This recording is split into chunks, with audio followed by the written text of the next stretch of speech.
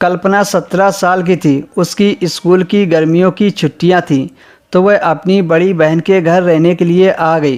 दीदी की शादी को 1 साल गुजर चुका था और दीदी और जीजा जी अक्सर कल्पना के घर आते जाते रहते थे, पर कल्पना अभी तक एक बार भी अपने जीजा जी के घर नहीं गई थी। कल्पना की दीदी और जीजा जी दोनों सरकारी नौकरी करते थे। कल्पना को दीदी के घर आए 7 से 8 दिन हो गए थे। एक दिन कल्पना घर पर अकेली थी तो जीजा जी अचानक स्कूल से जल्दी घर वापस आ गए। उस वक्त कल्पना कमरे में बैठी टीवी देख रही थी तो कल्पना के जीजा आकर उसके पास बैठ गए और उससे बातें करने लगे। पिछले 7-8 दिन में कल्पना जीजा के साथ काफ़ी घुल मिल गई थी।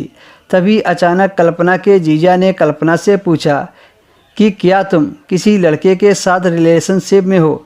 कल्पना को जीजा की बात सुनकर थोड़ी हैरानी हुई, लेकिन फिर थोड़ा सोचने के बाद उसने कहा, अभी तक तो नहीं, लेकिन मेरी क्लास में एक लड़का है जिसे मैं पसंद करती हूँ। तब कल्पना ने जीजा के चेहरे को देखा तो उनकी हंसी उड़ गई। फिर जीजा ने रूखे अंदाज से पूछा, क्या तुम उसके साथ कभी सोई हो। इस सवाल से कल्पना थोड़ा घबरा गई और उसने बिना कुछ बोले ना में सिर हिला दिया। तब उन्होंने कहा, अब तुम भी जवान हो रही हो, इसलिए तुम्हें भी किसी लड़के के साथ ज़रूरत महसूस होती होगी। जीजा की इस तरह की बातें सुनकर कल्पना डर गई, लेकिन फिर कल्पना ने सोचा शायद जीजा मेरे बारे में और जानना चाह रहे हैं। तब कल्पना का जीजा अपनी जगह से उठा और जाते हुए उसने कल्पना से कहा, अगर मैंने तुम्हारी दीदी से पहले तुम्हें देख लिया होता तो मैं तुम्हारी दीदी से कभी शादी नहीं करता। इतना कहकर उसका जीजा किचन में चला गया।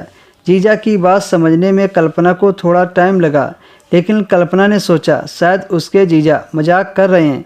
लेकिन जीजा की बात सुनकर वह थोड़ा सोच में पड़ गई। इतनी देर में डोरबेल बजी तो दीदी भी वापस आ गई।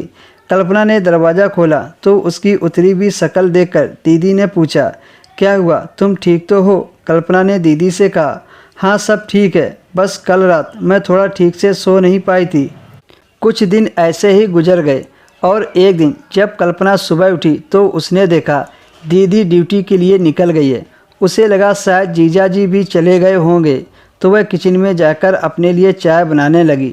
तभी अचानक जीजा जी उसके पीछे आए और कसकर पकड़ लिया और फिर उसे बाहों में भर लिया और फिर